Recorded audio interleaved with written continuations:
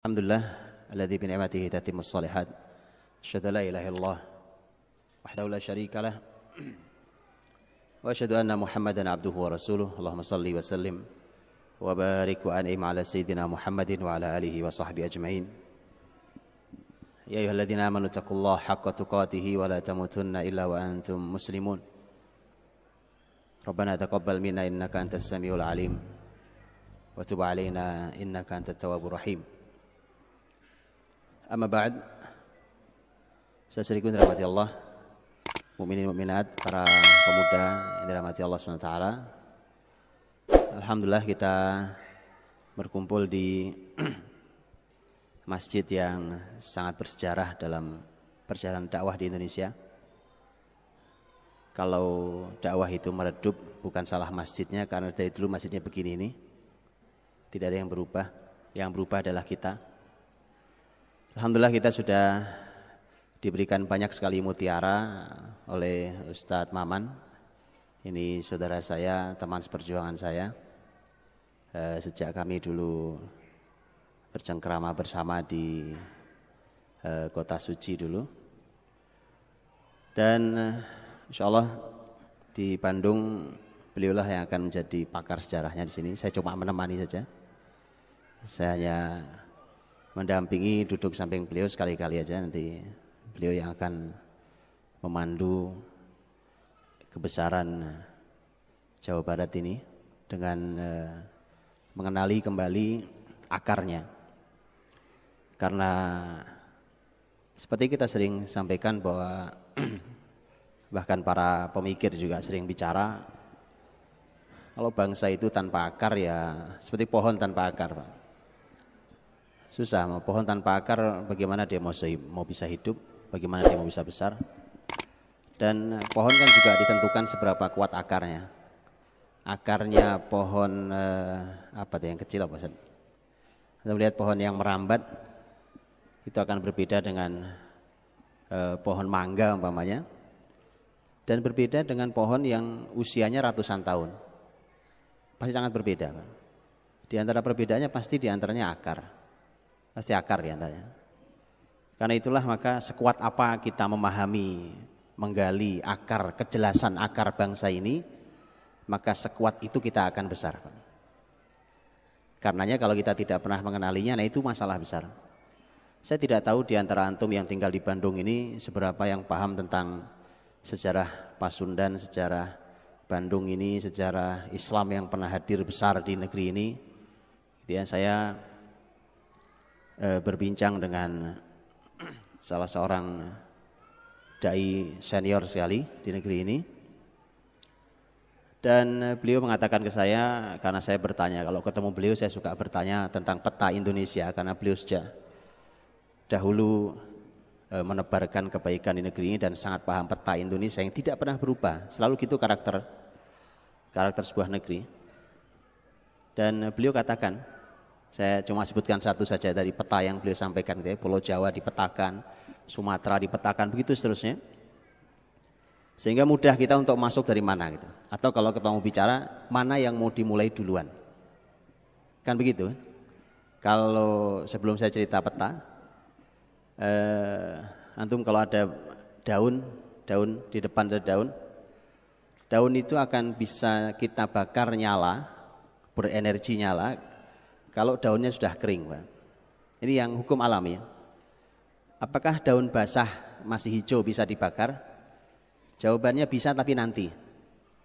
Jadi masih nanti. Karena dia jatuh. Kalaupun dibakar dia nunggu kering dulu, hilang airnya dulu, menguap dulu airnya, dipanasin segala macam, kemudian sampai kering baru bisa nyala dibakar. Perlu proses. Yang sudah siap nyala jangan ditunda, gitu. Yang sudah siap nyala. Nah itu kenapa perlu pemetaan. Dan sejarah itu pemetaan paling hebat, karena tidak ada yang berubah. Ternyata beliau cerita dari sejak zaman dahulu nih, orang yang saya temui ini sejak zaman dahulu beliau bercerita sampai hari ini nggak ada yang berubah. Dan beliau katakan Jawa Barat ini petanya adalah Islam. Itu kata beliau, Jawa Barat ini petanya adalah Islam. Cuma repot kalau Jawa Barat sendiri mulai jauh dari Islam. Nah, pasti itu yang repotnya sana. Karena itulah maka mari kita kenali, Pak. Kita kenali dengan baik dan saya melihat bahwa kurikulum pendidikan generasi ini baik di sekolah ataupun di luar sekolah, di kampus atau di luar kampus, menurut saya makin hari makin tidak menarik, Pak. Karena semakin tidak kenal bangsanya sendiri. Saya tidak bicara Islam. Islam nanti kita singkirkan dulu gitu ya. Kita pinggirkan dulu Islamnya. Saya cuma bicara oke lah, orang yang alergi dengan Islam, saya bicara tentang bangsa Indonesia deh. Ada, oke, Anda nggak mau bicara bangsa Indonesia, Anda bicara suku Anda sendiri, suku Anda sendiri. Kita tidak mengenali bahkan suku kita sendiri. Terus kemudian kita mau bicara tentang kebesaran, mana ada pohon besar tanpa akar. Inilah maka saya amanahnya hari ini bicara tentang masalah kisah sebagai kurikulum Rasul SAW. Yang sudah dipaparkan luar biasa oleh Ustadz Maman tentang generasi luar biasa itu. Ternyata kurikulum, salah satu kurikulum besarnya adalah kisah atau sejarah. Coba sekarang antum perhatikan di ini generasi muda hari ini yang ada di depan saya. Jangan-jangan masih bagus ingatan saya daripada ingatan antum tentang sejarah perjuangan bangsa Indonesia. Padahal saya belajarnya sudah kurang lebih, mungkin sudah lebih dari 20 tahun lalu saya belajarnya. Gitu ya? Mungkin sudah 20 tahun lalu lebih. Jadi saya belajar tentang sejarah perjuangan. Dan setelah itu saya nggak pernah belajar lagi. Kenapa? Karena setidaknya lah, walaupun tentu perlu banyak dikoreksi dengan semua kurikulum sejarah Indonesia yang seringkali blur gitu ya, tidak jelas, buram gambarnya gitu ya, sebenarnya yang benar yang mana ya segala macam ya kan. Oke lah, ketidakjelasan itu tapi masih lumayan. Dulu saya diajari walaupun sebagian ditipu saya ya kan. Ditipu oleh kurikulum. Saya begitu belajar sejarah, alah ditipu saya selama ini ternyata. Saya nggak tahu siapa yang tanggung jawab menipu saya itu dulu. Baik belajar sejarah Indonesia ataupun belajar sejarah Islam. Dulu saya belajar di SMP di Madrasah Sanawiyah di Jawa Timur. Itu ada kurikulum. Nama pelajarannya aja sudah salah. Nama pelajarannya sudah salah, Pak. Bukan isinya, nama pelajarannya sudah salah. Sampai sekarang masih belum diubah juga. Saya heran. Saya dari mulai masih kecil sampai sekarang sudah punya 4 anak kecil, Pak. Sampai sekarang nggak berubah negeri. Heran saya, Pak.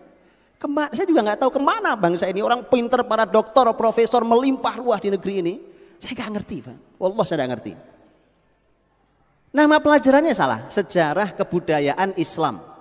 Antum tahu kebudayaan? Saya berhusnudzon. Ini mungkin karena nggak bisa terjemah. Mungkin maksudnya hadoroh, maksudnya mungkin. Mungkin al-hadoroh diterjemah kebudayaan. Bapak Ibu tahu budaya?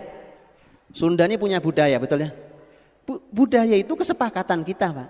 Masyarakat Sunda ini sepakat kalau orang nikah budayanya begini. Itu sepakat. Apakah ini benar secara syariat? Belum tentu. Belum tentu, ya kan? Apakah sesuai atau melanggar? Ya belum tentu. Mungkin melanggar, mungkin sesuai. Namanya budaya. Punya repotnya, Pak. Padahal yang diajarkan ke saya sejarah kebudayaan Islam itu dari mulai sejak Khulafaur Rasyidin, bahkan sejak Rasul SAW. Itu bayangkan bahaya sekali bicara Rasul, bicara budaya. Ini Islam, ini wahyu bukan budaya. Bicara Khulafaur Rasyidin itu Nabi nyebut sebagai khilafah ala minhajin nubuwah. Minhajin nubuwah itu manhaj, sistem, konsep, aturan kenabian. Bukan budaya, wahyu. Jangankan itu, masa setelahnya saja yang sudah disebut sebagai kerajaan, Nabi nyebut sebagai mulk, kerajaan-kerajaan setelahnya. Itu saja subhanallah, mereka masih menegakkan aturan syariat walau kemudian beberapa pemimpin kadang turun, kadang tidak adil, kadang zalim, kadang bagus dan seterusnya, fluktuatif. Sampai saya bilang namanya saja salah, Pak. Menurut saya begitu. Sejarah kebudayaan Islam. Itu belum isinya innalillahi wa inna ilaihi rajiun. Betulan, saya apa adanya. Kalau ada di sini yang membuat kurikulumnya, saya siap diskusi. Saya sudah diskusi untuk itu. Insya Allah, Pak. Karena ini untuk perbaikan bangsa ini. Yuk kita perbaiki bangsa ini. Kita perbaiki. Dan kita tidak kunjung beranjak, malah perlahan tapi pasti kita singkirkan pelan-pelan kurikulum sejarah dari pendidikan kita.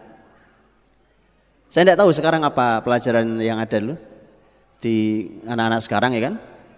Dulu saya pernah belajar di level SMP namanya pendidikan sejarah perjuangan bangsa. PSBB, itu zaman saya kan. Ketahuan kan tahun berapa saya lahir kan. Ya kan? Iya. Saya nggak tahu kalau sekarang di SMP ada pelajaran apa kalau sejarah Indonesia. Saya belum bicara Islam. Apa sekarang apa namanya? Digabung jadi satu dengan yang lain.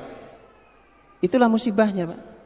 Karena kurikulum pendidikan sejarah perjuangan bangsa dulu itu sangat detail, memang bicara hanya sejarah tentang bangsa ini. Itu belum pelajaran lain. Ada pelajaran lain, pelajaran sejarah lain lagi secara Islam, secara kebudayaan Islam lain lagi, Pak.